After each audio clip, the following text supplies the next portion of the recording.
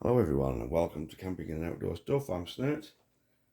Now then, I did a video not long ago on the my high-tech boots that decided to fall apart. I mean, sort of approach shoe, if you like, low walking, low heel boot. They did fall apart. So anyway, I've treated myself to some new ones. So I bought the Merrell Claypool Sport GTX. They're classed as rock and cobalt in colour. Size 8, I've tried them on, they feel fantastic. So I shall show you them in the box, and then later on in the year, or after I've had about sort of 12 months out of them, I'll let you know what I think of them. Seem to be the same sole.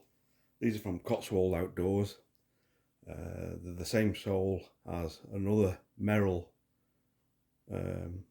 shoe, exactly the same, in Go Outdoors. They all seem to have the sort of pretty much the same carcass and sole construction. So I think what happens is they've sort of got exclusive a make with one place and a make with other, but they're very, very similar, slightly different colours, etc. But pretty much the same shoe.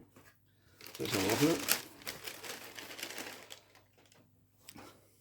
So this is the Merrell. They look like a training shoe, really.